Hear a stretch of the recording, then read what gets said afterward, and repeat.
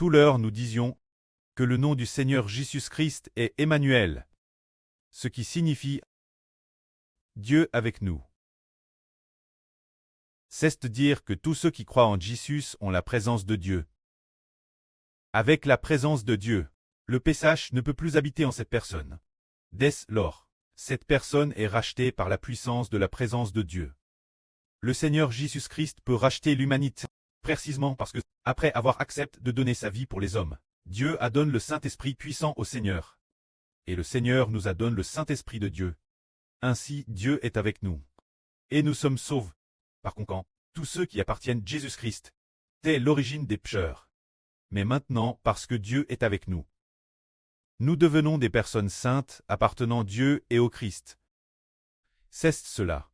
Très sauve en croyant en Jésus. Alors, nous allons maintenant parler de l'histoire de l'endroit où le Seigneur Jésus-Christ est né. Cette époque, Marie la aimerait du Seigneur. T'es DJ enceinte terme, sur le point de donner naissance au Seigneur. Mais ce moment-elle, t'es l'époque du règne du roi Hérode. Ce roi Hérode t'es un ennemi de Dieu. Cette époque, notre Seigneur Jésus est en Bethléem. Bethléem est très proche de Jérusalem. Peut-être seulement environ 10 km. C'est alors que quelques mages vinrent de l'Orient. Ces mages vinrent de Orient Jérusalem. Lorsqu'ils arrivent à Jérusalem, ils demandent aux habitants de Jérusalem, « Oh, est celui qui est haine pour très le roi des Juifs. Nous avons vu son toile en Orient. Et nous sommes venus pour nous prosterner devant lui. Alors ces mages étaient-ils bons ou mauvais? Dans la Bible, dans l'Ancien Testament, il est dit que les mages sont mauvais, car Dieu a toujours interdit la divination et l'astrologie. Donc les mages sont mauvais. Dieu veut seulement que l'on écoute attentivement sa voix. Alors comment ces mages ont-ils pu connaître la naissance du Christ? C'est parce qu'ils ont reçu d'un ange. La révélation d'un ange de Tchou. L'ange de Tchou les a guidés. En leur faisant voir une toile est apparue.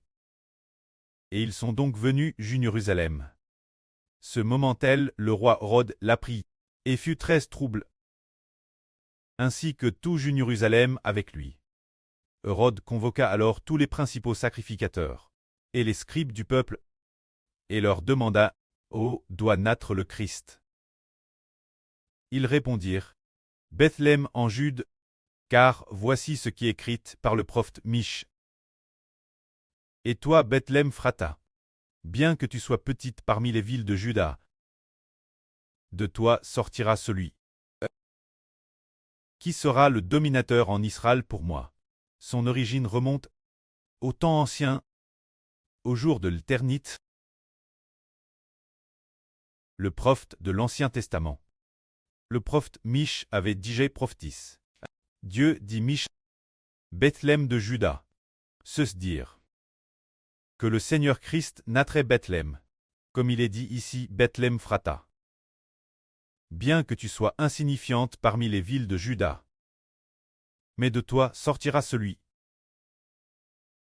qui sera le dominateur en Israël pour moi.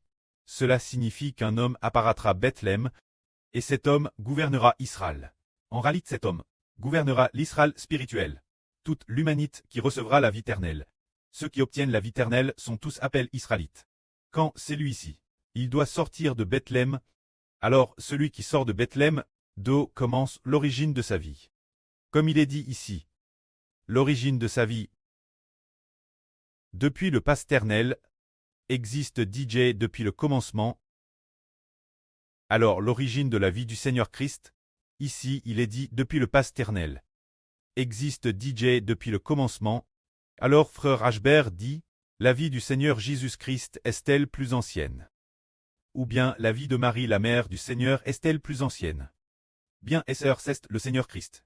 C'est dire qu'après que le Seigneur Christ soit venu au monde en tant qu'homme, son corps est bien plus jeune que celui de Marie. Mais l'Esprit du Seigneur Christ existait avant Marie. Existait avant toute chose, c'est le Seigneur qui va bien régner sur toute chose. Que la gloire soit auprès et au Seigneur. Amen.